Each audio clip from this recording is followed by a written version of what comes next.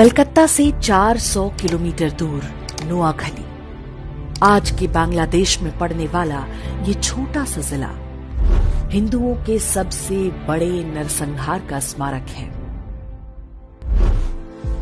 वो शरद पूर्णिमा का दिन था। बंगाली हिंदू इस दिन पारंपरिक रूप से माता लक्ष्मी की पूजा करते हैं। इसे बंगाल में कोजागरी पूजा के नाम से जाना जाता है। 10 अक्टूबर वर्ष 1946, स्थान नोआखली, बंगाल। सूफी दरगाह दायरा शरीफ के खादिम पीर गुलाम सरवर ने 20,000 मुसलमानों को संबोधित करते हुए कहा, अपने खेतों में तुम जो चावल उगाते हो उसे कौन खाता है? हिंदू खाते हैं। हिंदुओं की औरतें सुंदर क्यों होती हैं? क्योंकि उन्हें अच्छा खाना मिलता है। हमारी औरतें बीमार पड़ती हैं तो उन्हें अपने हाथों से कौन टटोलता है? हिंदू डॉक्टर। सामने नाराए तकबीर, अल्लाहू अकबर चिल्लाती हजारों मुसलमानों की भीड़ थी। कसम खाई गई कि नोआखली में हर काफिर और कुफ्र के हर निशान को मिटा दिया जाएगा। बिल्कुल वैसे ही जैसे लगभग 2 महीने पहले कलकत्ता में डायरेक्ट एक्शन डे के नाम से हुआ था। कलकत्ता की ही तरह हाथों में चाकू और गंडासे लिए जिहादी भीड़ ने चुन चुन कर हिंदू पुरुषों को मारना और हिंदू महिलाओं से बलात्कार शुरू कर दिया। हिंदुओं की दुकानों और मकानों में आग लगाया जाने लगा। हिंदुओं से कह दिया गया था कि जिंदा रहना है तो उन्हें इस्लाम कबूलना होगा। जस्टिस जीडी खोसला ने भारत के विभाजन पर अपनी पुस्तक स्टर्न रेकनिंग में लिखा है, भीड़ ने नारायणपुर के जमींदार सुरेंद्र नाथ बोस के मकान पर हमला बोला। वे परिवार के साथ छत पर चले गए। दंगाइयों ने घर में आग लगा दी। घर जलने लगा तो सुरेंद्र बाबू ने छत से छलांग लगा दी। वे दंगाइयों के सामने ही गिरे। उन्मादी मुसलमानों ने उनके शरीर के टुकड़े टुकड़े कर डाले और उनका कटा हुआ सिर पास में ही खड़े पीर गुलाम सरवर को भेंट किया। ऐसा नहीं है कि नोआखली के हिंदुओं ने प्रतिरोध नहीं किया। हिंदू महासभा के नेता और वकील राजेंद्र लाल रॉय चौधरी ने लोगों को संगठित करके संघर्ष का प्रयास किया, लेकिन वे सफल नहीं हो पाए। उनके घर को भी जला दिया गया। मजहबी दंगाई राजेंद्र लाल रॉय चौधरी को अपने साथ ले गए। बाद में उनका कटा हुआ सिर सूफी गुलाम सरवर को पेश किया गया। उनकी 2 बेटियों को मौलवियों ने आपस में बांट लिया। कलकत्ता में डायरेक्ट एक्शन डे के विरोध में गोपाल पाठा ने हथियार उठाया था। उनका प्रतिरोध सफल रहा था क्योंकि कलकत्ता में हिंदुओं की जनसंख्या अधिक थी, जबकि नोआखली में हिंदू मात्र 20% थे, जबकि मुसलमान 80% थे। तब जो नोआखली में हुआ वो आज हम कश्मीर से लेकर केरल और कैराना तक में आए दिन देखते हैं। 10 अक्टूबर 1946 को शुरू हुआ ये हिंदू नरसंहार चलता रहा और बाकी देश में किसी को कुछ भी पता नहीं चलने पाया। 15 अक्टूबर को नोआखली नरसंहार की सूचना दिल्ली पहुंची। 17 अक्टूबर को गांधी जी ने प्रतिक्रिया देते हुए कहा, हिंदू महिलाओं को मरने की कला सीखनी होगी। बलात्कारी के सामने झुकने से अच्छा है कि वे अपने हाथों से अपना गला घोंटकर या जीभ दांतों में दबाकर मर जाएं। गांधी के इस असंवेदनशील बयान से पूरे देश में हिंदुओं में कड़ी प्रतिक्रिया हुई। इसलिए अगले दिन उन्होंने प्रार्थना सभा में अपने विचारों को और भी स्पष्ट करते हुए कहा, कल मैंने कहा था कि हिंदू महिलाएं अपना गला घोंटकर या जीभ दांतों से काट कर मर जाएं, लेकिन मुझे बताया गया है कि ऐसा करने से आत्महत्या संभव नहीं है। ऐसे में मैं हिंदू महिलाओं को जहर खाने की सलाह दूंगा। मैंने सुना है कि योग क्रिया से भी आत्महत्या की जा सकती है। मैं पता करूंगा कि ऐसा कैसे किया जा सकता है। नोआखली में हिंदू मारे जा रहे थे। अहिंसा और शांति के पुजारी गांधी जी हिंदू महिलाओं को आत्महत्या करने के नए नए उपाय बता रहे थे।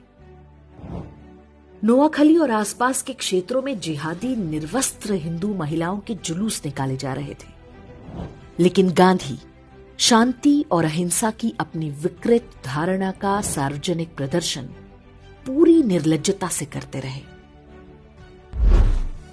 19 अक्टूबर को कलकत्ता के अमृत बाजार पत्रिका में एक समाचार छपा जिसमें नोआखली के विभूति भूषण दास के हवाले से शीर्षक दिया गया, वी ऑल हैव बिकम मुस्लिम। इसमें बताया गया कि नोआखली में अधिकांश हिंदू पुरुषों को काट डाला गया है, महिलाओं और बच्चों को जबरन मुसलमान बना दिया गया, उन्हें गोमांस खिलाया जा रहा है और 5 वक्त नमाज पढ़ने का आदेश दिया गया है। बंगाल के तत्कालीन गवर्नर ने भी अपनी रिपोर्ट में इसकी पुष्टि की। नोआखली में जिन पुरुषों की हत्या की गई, उनकी विधवाओं का निकाह उनके ही पति के हत्यारे के साथ पढ़वाया गया। बूढ़े मौलवियों की गिद्ध दृष्टि छोटी बच्चियों पर थी, जिन्हें वे अपनी हवस का शिकार बना सके। गांधी के कहने पर कांग्रेस के तत्कालीन अध्यक्ष आचार्य कृपलानी और उनकी पत्नी सुचेता कृपलानी नोआखली के दौरे पर गईं। आचार्य कृपलानी ने अपनी पुस्तक Gandhi his life and thoughts में लिखा है कि हमारी मुलाकात बंगाल के मुख्यमंत्री सुहरावर्दी और गवर्नर फ्रेडरिक बरूच से हुई। जब मैंने हिंदू महिलाओं के अपहरण और बलात्कार की बात पूछी तो गवर्नर बरूच ने उत्तर दिया, ये तो होना ही था। हिंदू महिलाएं मुस्लिम महिलाओं की तुलना में अधिक सुंदर होती हैं। मेरा मन किया कि मैं उन्हें वहीं पर पीट दूं, लेकिन मैंने खुद को रोक लिया। सुचेता कृपलानी ने कुछ हिंदू महिलाओं को बचाकर राहत कैंपों तक लाने में सफलता पाई।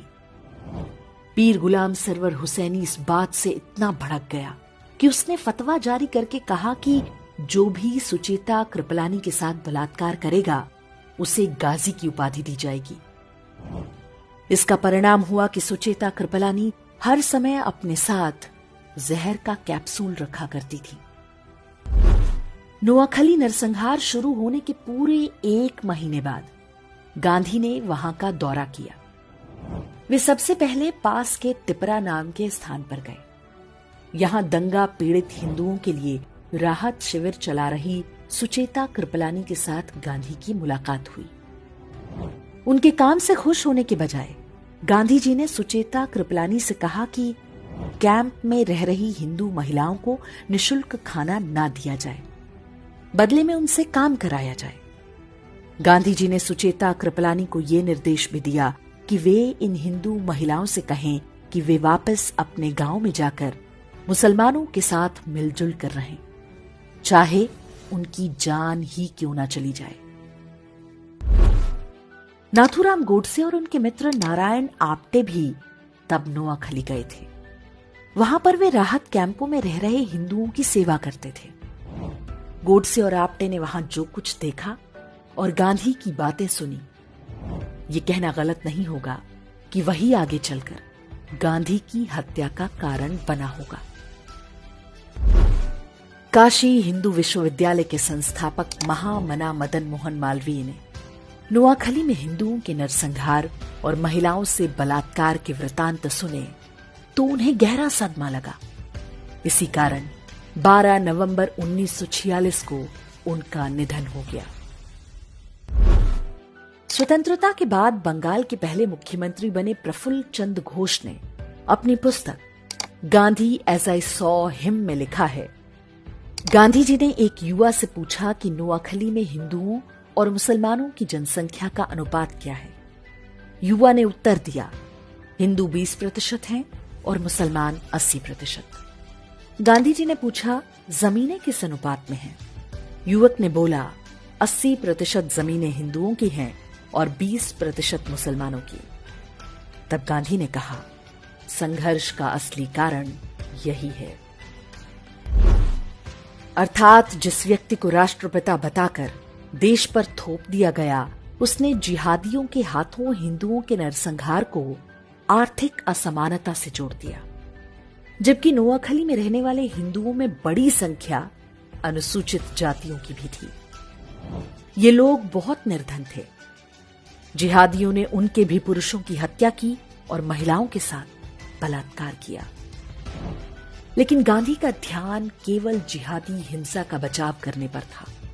इसमें वो बहुत हद तक सफल भी रहे। स्कूली इतिहास की पुस्तकों में भी नोआखली नरसंहार को अमीर और गरीब के संघर्ष की तरह दिखाया जाता है। आज भी देश में अधिकांश लोग नहीं जानते कि नोआखली में क्या हुआ था और कैसे। वही हत्यारी मानसिकता आज भी देश भर में फल फूल रही है।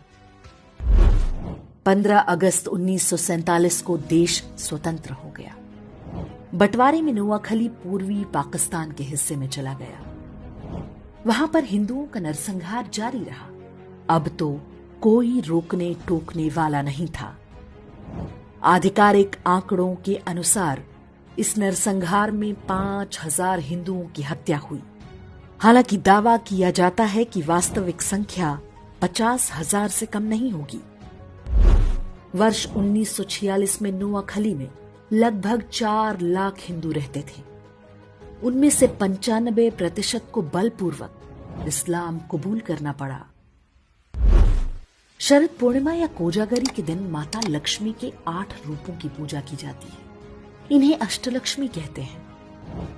इनमें से एक रूप वीर लक्ष्मी का है।